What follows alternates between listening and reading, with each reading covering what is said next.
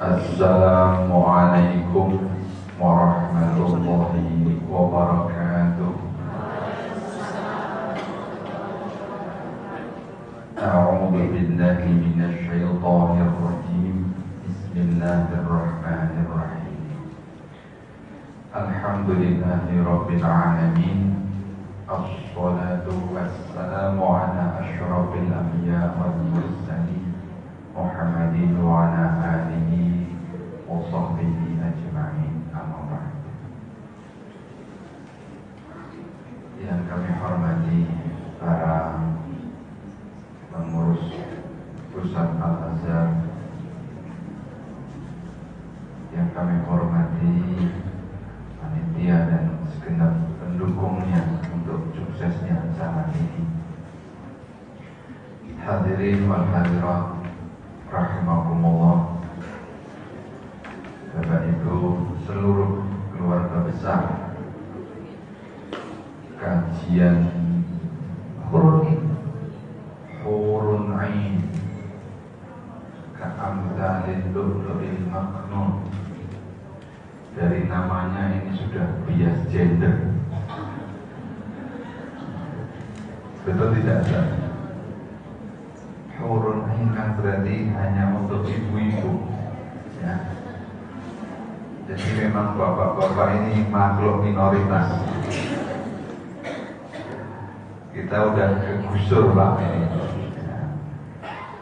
Jadi Hurun Ain itu adalah bidadari surga Allah. Baik, tentu kita semua mensyukuri nikmat ini, nikmat yang kalau dibanding-banding dengan nikmat lain setelah iman dan Islam, maka nikmat sehat adalah nikmat yang betul-betul harus kita syukuri. Mari sama-sama bertahmid alhamdulillahi rabbil alamin. Imam Syafi'i sampai mengatakan,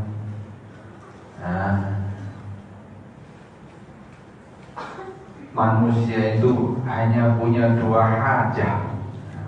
Ini kalau saya ngomong begini, zaman dulu agak masalah ini ya. Tapi sekarang sudah lewat ya. Dua hajat. Apa itu? Yakni ilmu tentang halal haram, dan yang kedua ilmu tentang sakit dan sehat. Jadi sebenarnya yaitu tadi nikmat sehat itu Masya Allah mesti harus kita syukuri. Insya Allah kali ini nikmat sehatnya keluarga besar Al-Azhar ya dimanfaatkan untuk tolabul. Sudah siap ibu-ibu? Ya. Baik. Tidak lupa dan terus kita ulang, mari bersolawat kepada junjungan Nabi Agung Muhammad sallallahu alaihi wasallam, yang juga beliau mewasiatkan dengan hadis yang terkenal lagi-lagi begini.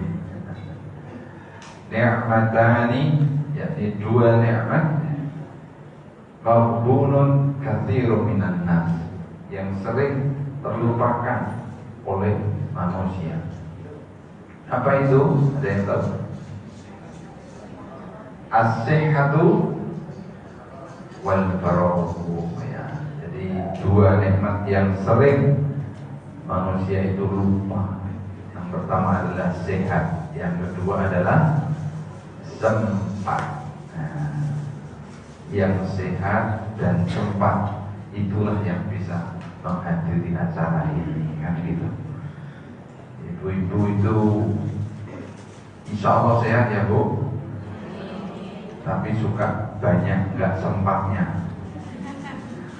Habis ngurus ini, anak ngurus ini, ngurus rumah, ngurus bapaknya diurus nggak? Boro-boro katanya. Mosok bapak di boro-boro. Baik, dan selalu kalau saya bertanya kepada jamaah dengan pertanyaan yang klasik, jawabannya pun pasti sama, serempak seluruh Indonesia.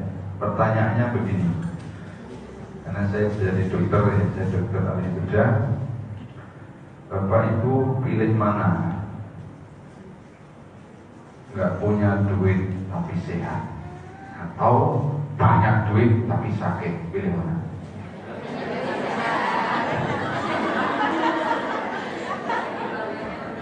Tuh kan, selalu jawabannya begitu. Pilih A mau B, C. Nah inilah, sehat tapi nggak punya duit, ya. Banyak duit tapi sakit, pilih mana? Tetap aja. Oke, good. Tapi begini, ini kasus terakhir yang saya operasi, Masya Allah. Jadi ibu bapak tahu istilah orang sakit batu empedu, tahu ya? Ada yang sudah pernah operasi barangkali? Batu empedu, empedu tahu ya? Apa itu? Empedu, empedu itu bagian kuning tubuh. Jadi kalau tubuh itu kuning, itu karena empedu. Ya. Meskipun orangnya hitam atau putih, tetap empedu itu adalah zat kuning tubuh. Tapi kalau kebanyakan, kemudian orang sakit kuning. Ya. Orang hanya mengenal istilah lever, betul? Sakit kuning identik dengan lever. Padahal sebetulnya yang bikin kuning itu empedu. Bapak Ibu, sakit batu empedu itu sakitnya orang kaya katanya. Karena apa? Karena penyebab batu empedu yang paling banyak adalah kolesterol. Kan sudah tahu kan,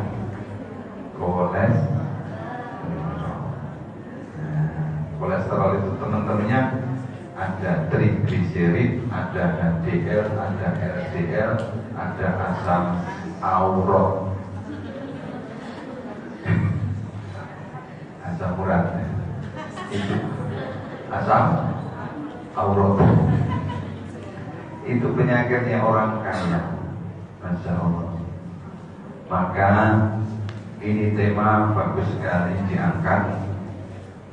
Mohon maaf sebelumnya, apakah sudah ada yang pernah ikut kajian ini dengan saya?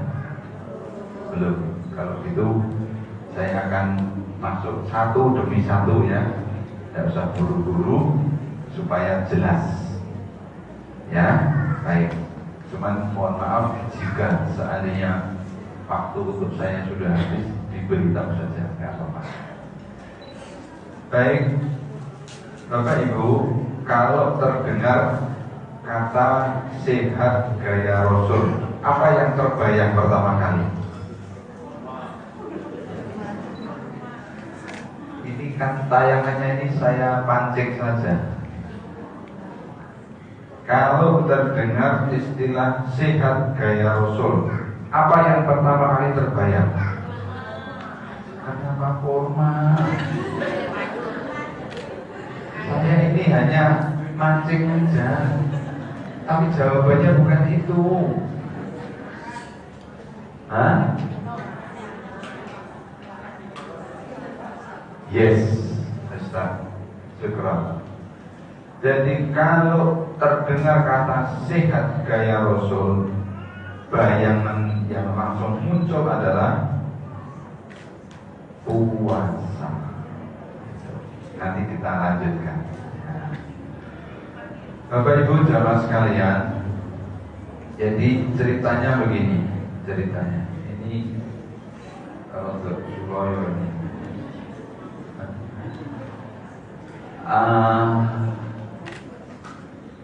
kita harus mengenal istilah obesity crisis, krisis obesitas. krisis kegemukan. Kenapa krisis? Karena angkanya terus meningkat.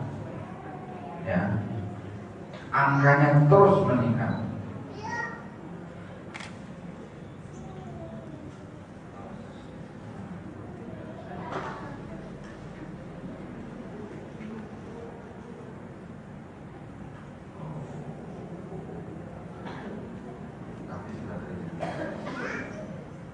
Coba slide.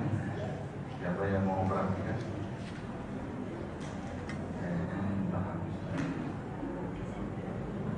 Slide lanjut. Slide.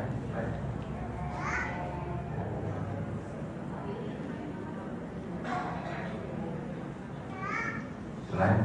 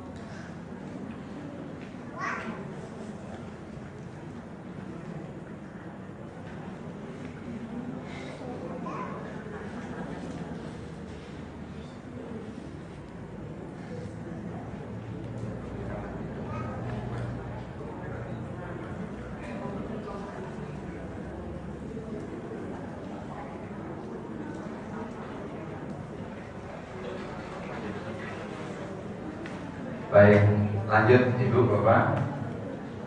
Jadi sekali lagi angka obesitas itu terus meningkat setiap tahunnya. Nah, ini gambarnya seperti ini. Kita yang mana ini? Mirip yang mana? Mirip yang merah ya.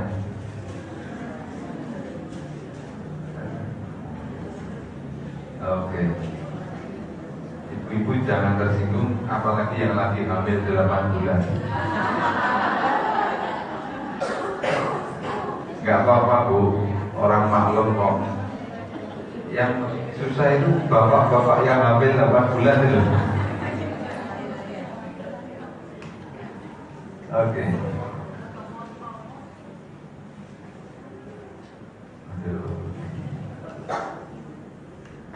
Ya, jadi begini ceritanya.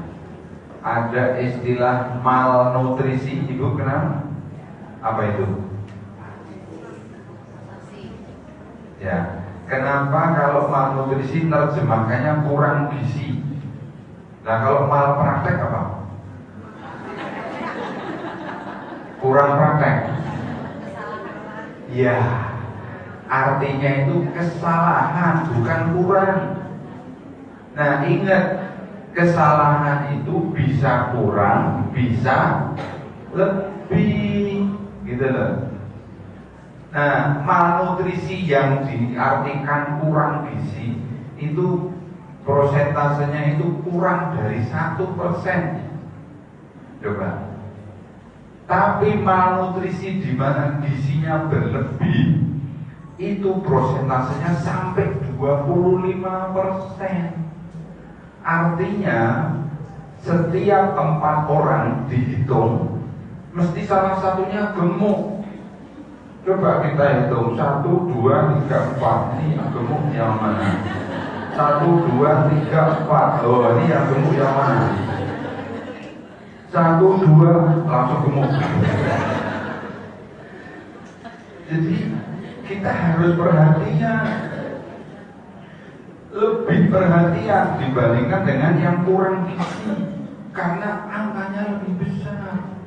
Nanti ibu-ibu kalau jalan ke mall, lihat ya, di pintu masuknya orang masuk 1, 2, 3, 4, mesti ada yang gemuk. 1, 2, 3, 4. Yang keluar juga tidak 1, 2, 3, 4. Itu ada yang gemuk. Naik pesawat juga ya, naik tangga pesawat itu lihat 1, 2, 3, 4. Ada salah satu yang gemuk. Dan jangan kaget kalau 1, 2, 3, 4 semuanya gemuk. Siapa itu? Saya katanya. Ayo, ini harus menjadi perhatian kita. Ibu-ibu, bapak, ingat resiko apa yang akan terjadi? Varises, hati-hati yang sudah ada varisesnya. Ya, darah tinggi, hati-hati yang sudah mulai naik tensinya. Sakit sendi, betul tak?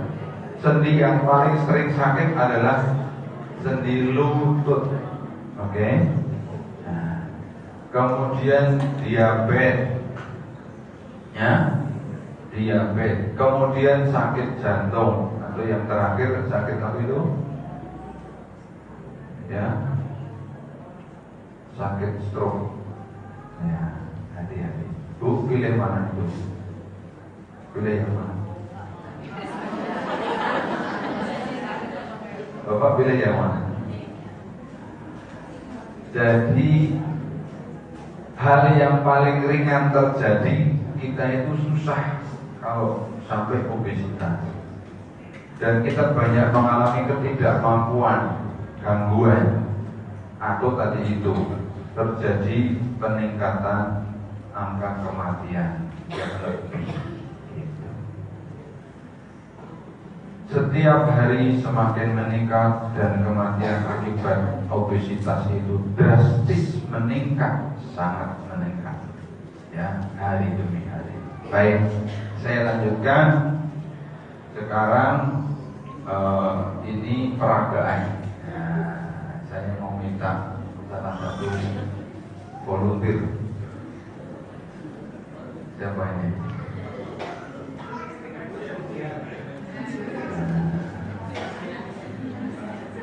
Ya, saya berdiri ya, mohon maaf ya. Ini aja Ustaz, minta tolong. Antum enggak saya apa-apakan, enggak takut duluan. Antum jadi cagak peng aja kok. Sekarang Bapak Ibu ikuti saya untuk menentukan kita ini tipe A, tipe B, tipe C atau tipe D, oke? Ya, mulainya begini. Kelingkingnya itu ditemukan di belakang punggung, oke? Kelingking. Terus telapaknya menjengkal, ibu jari di samping, oke? Terus dijengkalkan kanan maupun kiri ke depan, oke? Jempolnya harus ketemu. Ayo, ayo. Jalan. Kelingkingnya ketemu di belakang, telapaknya menjengkali di samping, kemudian dijengkalinya ke arah depan, ya. Wetenge rasa diri.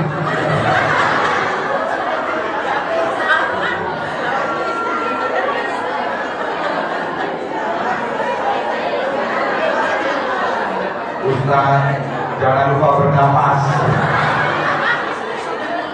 Sampai tahan nafas gak bisa-bisa.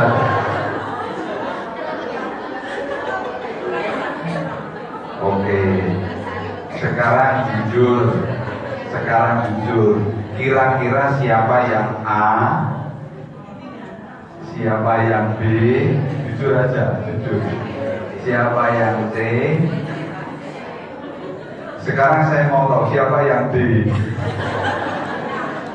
Gak ada yang ngaku ya. Nyampe gak? Enggak. Nyampe Ustaz, tambah 1 jengkal.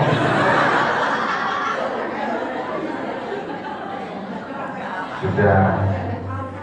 Inilah materi pertama, yakni kita menyadari bahwa kita ini gemuk. Mungkin tadi sebelum ini kalau ditanya gemuk gak? Wah.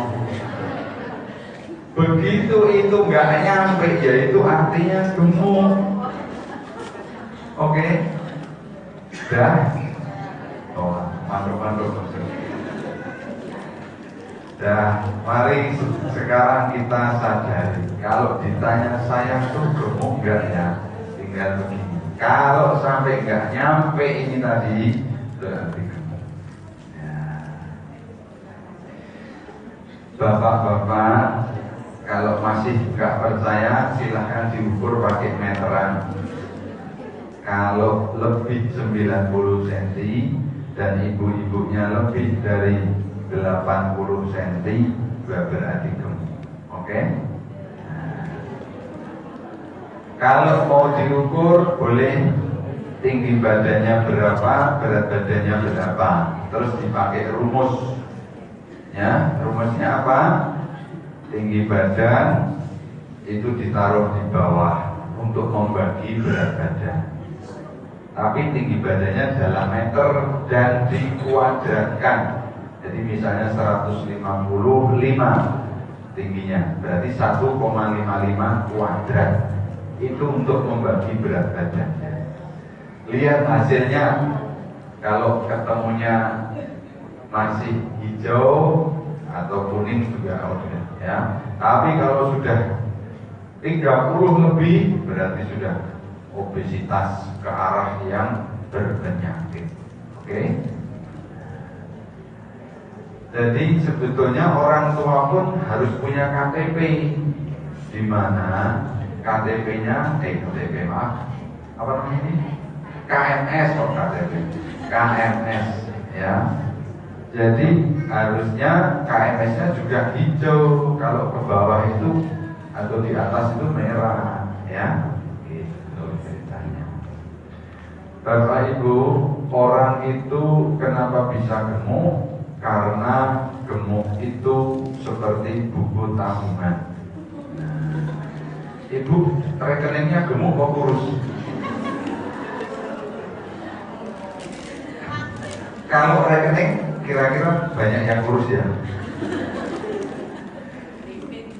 Limit. Orang itu bisa menjadi segemuk ini. Saya pernah melakukan operasi orang-orang gemuk ketika saya training bedah laparoskopi di Doha. Doha itu ibu kota negara Qatar. Orang di sana sampai segemuk ini. Kenapa? Karena banyak makanan tersedia, orang tidak harus kerja susah payah, akhirnya tidak bisa dicegah kegemukan. Bisanya cuma diatasi. Gimana caranya? Dipotong lambungnya 2/3-nya. Itu caranya operasi. Nah, supaya tidak bisa diisi lagi. Nah, Bapak Ibu, inilah 5 penyakit tersembunyi. Tapi penyakit dalam tanda petik ya.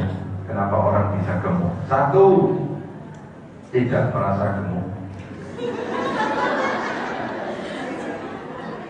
Buktinya tadi adalah sebelum tadi diukur kan. Nah, betul ya. Yang kedua, alergi timbangan. Coba yang tadi gak merasa, saya tanya berapa berat badannya, pasti gak ngerti.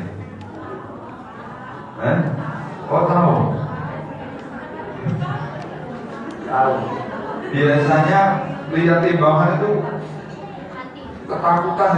Kalaupun terpaksa nimbang, bilang salah ini timbangannya.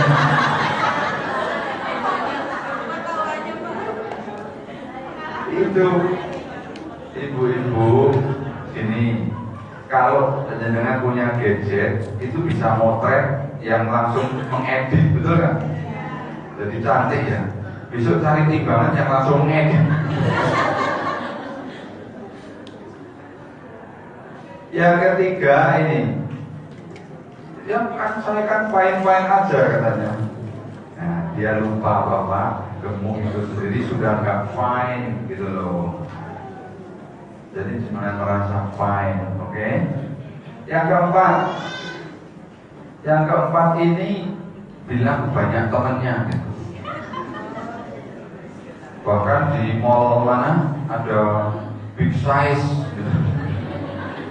laris itu mode fashion yang big size gitu ya, BBB, Bomber, Big Beautiful, ada klubnya itu, pokoknya pede. Nah biasanya kalau yang kelima ini ibu-ibu Al-Azhar. Habis saya nyuapi anak saya daripada nggak habis. Terus ayatnya keluar, inal mubadirina.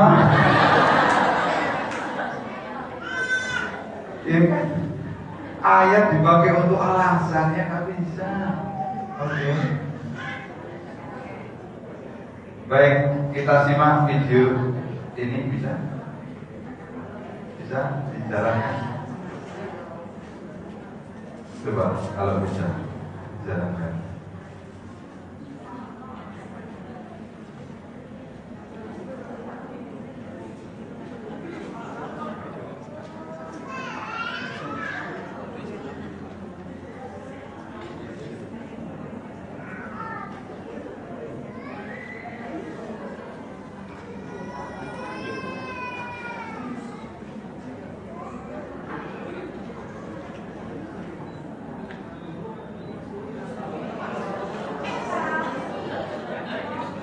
Ya, beliau seorang yang periang. Beliau hari-hari pekerjaannya fotografer. Beliau banyak temannya. Beliau banyak pergaulannya.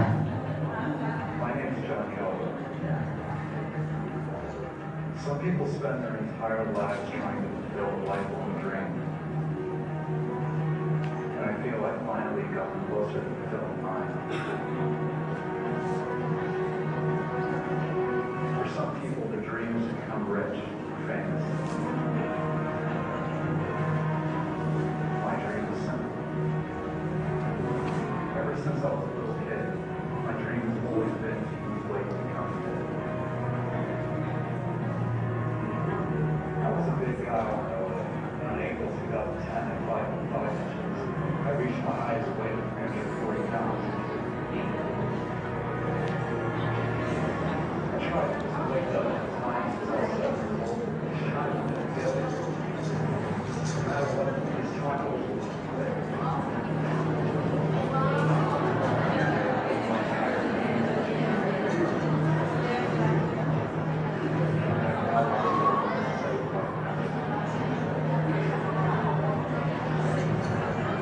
I experienced a lot of hardship in the past 2.5 years.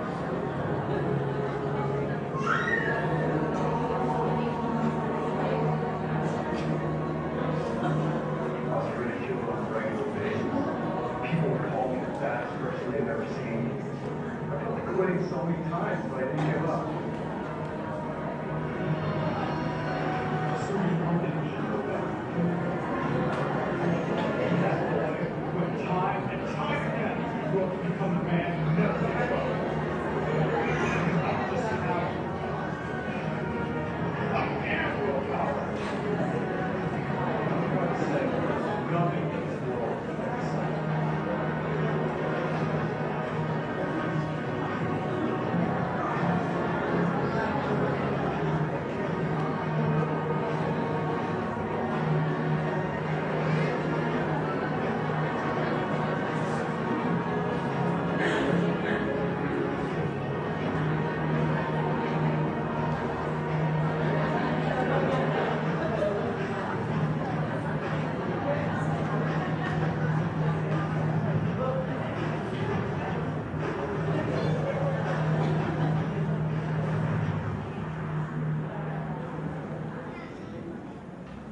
Ya, jadi pertanyaannya sederhana. Bisakah menjadi langsing?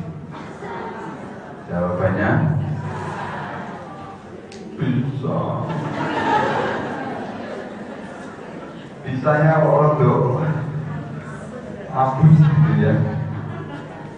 Ya, inilah rumusnya. I don't know how much less you need to eat and how much more you need to move. It is a different equation for everybody. But if you do those two things, you will be successful. Artinya apa, Bu? Nah, saya nggak ngerti bagaimana Anda bisa menyedikitkan makanan dan kemudian memperbanyak gerak. Gitu. Itu memang nggak sama untuk satu orang dengan yang lain. Tapi cobalah kalau kalian bisa melakukan keduanya, yakni menyedikitkan makan dan menambah gerak, pasti sukses. Gitu. Makanya Nabi kan mengatakan, nahnu qaumun, gitu ya Ustaz, la nakul hatta najub wa idzan akala lam nasbahkan. Begitu. Jadi ketika ada seorang dokter dari Persia yang ditugaskan di Madinah di zaman Nabi, 2 tahun kemudian minta pensiun, pulang, ditanya kenapa? Lah gimana di sini orangnya sehat-sehat, saya ngapain? Terus beliau juga penasaran, kok bisa orang ini sehat? Nah, dijawab, nahnu qaumun, kami ini kaum yang kami tidak makan kecuali setelah datang rasa lapar, dan kalaupun kemudian kami makan, kami tidak pernah sampai kekenyangan. Ini persis Tom Shelter. Ya, saya lupa mencantumkan yang hadis itu. Ya. Inilah orang tadi, dari bentuk yang seperti itu menjadi seperti itu, before dan after. Oke? Ini Tom Shelter dari berat 144 menjadi 81 dalam waktu 3 tahun, dan beliau kemudian aktif dengan olahraga rock climbingnya. Pengen nggak? Ini Tom Shelter. Ini temannya Tom Shelter.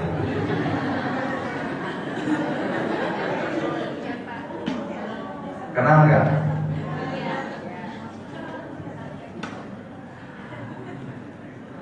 Jadi ceritanya yang foto sebelah kanan itu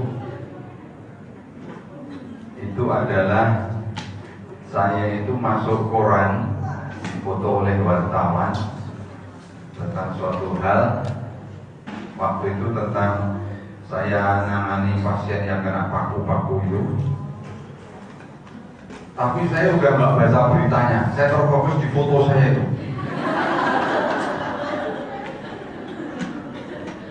Saya tahu udah guyu toh, jenengan di foto, terus di sawang.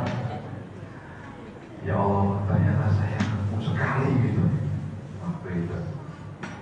Terus, waduh ini nggak benar, ini saya ini dokter, kalau nggak bisa jadi contoh gaya hidup sehat kok kayaknya nggak banget gitu.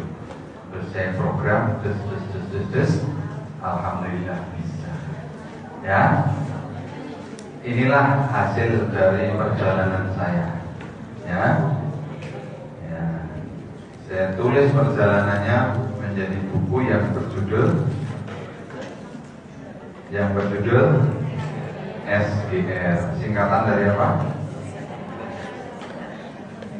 Singkatan dari apa? Sagiran.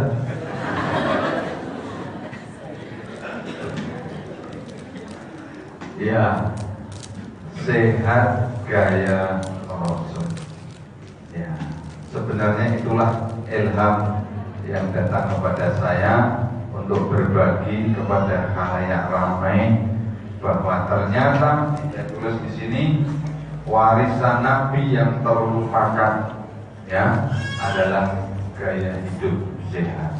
Ya, saya tulis menjadi sehat gaya Rasul.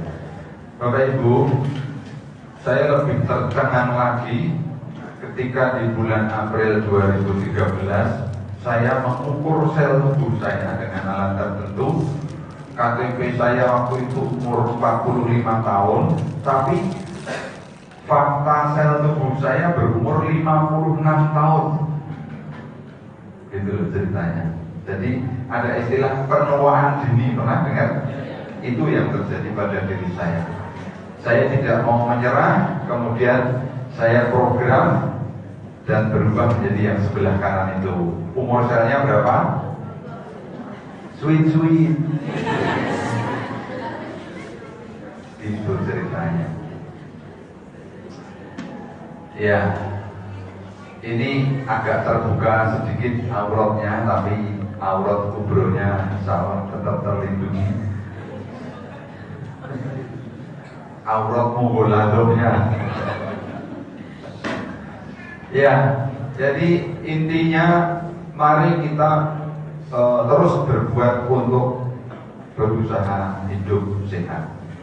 Bapak Ibu kenal OCD? OCD apa? Oh, enggak kenal. Obsessive Compulsive Diet. Oke? Nah, aja karo ana camilan diplok. Itu namanya jadi kok bulet. Ya, jadi seluruh tubuh kita ini sudah tersistem, ya, sudah tersistem. Dan sistem ini anugerah Allah, sistem ini adalah amanah. Maka menjaga keseimbangan tubuh kita adalah ikhtiar menuju sehat. Oke? Nah, Bapak Ibu harus tahu kebutuhan kalori kita itu sedikit, hanya kira-kira 30 sampai 40 kalori per kilogram berat badan. Saya mohon maaf mau lihat snack saya ya.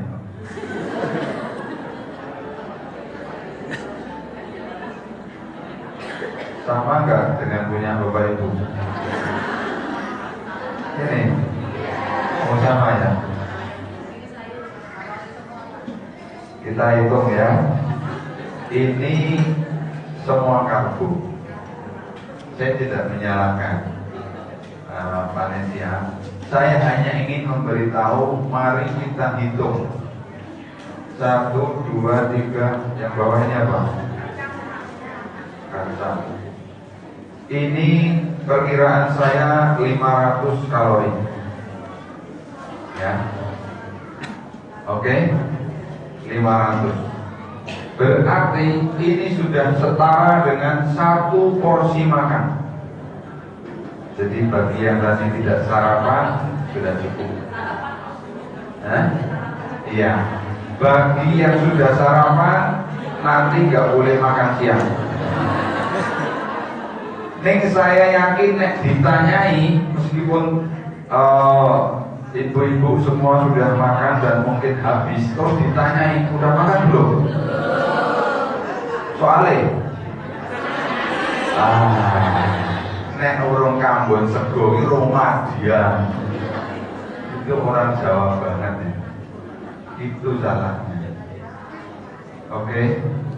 Jadi kita hanya cukup untuk menyadari kayak begini rupa, insya Allah kita sehat. Ya. Tadi yang saya bilang, Rasul itu jelas teladan kita. Dan lambung itu adalah sumber penyakit. Ya, Al-Ma'idah ya Ustaz ya. Ibu tahu Al-Ma'idah? Bukan Ma'idah. Kalau Al-Ma'idah Hamzah itu namanya hidangan. Tapi kalau Al-Ma'idah pakai ain itu artinya waduk. Artinya teling ya. Lambung. Jadi lambung itulah sumber penyakit. Kalau harus diisi, sudah jelas tentunanya sepertiga diisi makanan, sepertiga diisi minuman, dan sepertiganya harus dibiarkan kosong untuk udara bernapas. Makanya sekali lagi, ini jatah makan siang bagi yang tadi sudah sarapan. Kira-kira kuat nggak kira-kira? Nanti Bu, kalau lihat nasi, doanya a'udzubillahi minasyaitonir rajim. Itu ya juga menggoda. Ya, ternyata satu porsi makanan itu cukup karena lambung kita itu volumenya 1500 cc. Berarti satu porsi, misalnya bakso satu mangkok atau soto, itulah sudah memenuhi sepertiganya, betul tidak? Itu snack kita ini juga sudah memenuhi sepertiganya. Tinggal tadi ditambah minumnya apa, ya, dan sisanya biarkan kosong. Jadi sebenarnya sudah cukup. Kita itu sering berlebih, makanya tubuh kita menjadi sakit gara-gara diforsir oleh kemauan kita. Apa meneh akhir pekan rapat, gitu, ada tamu pesta ini, belum malamnya resepsi manten kondangan tolonggon sisa. Waduh, betul tidak? Nah, mari kita bersehat gaya Rasul. Oke? SGR. Singkatannya apa? Sagiran mana? Ya boleh, nggak apa-apa, biar ingat. Tapi bukan sekedar untuk langsing. Bagaimana kita hidup lebih sehat dan lebih soleh. Maka tadi saya tanya, apa kesan pertama yang teringat dengan sehat gaya Rasul? Puasa. Saya kira demikian, terima kasih. Assalamualaikum warahmatullahi wabarakatuh.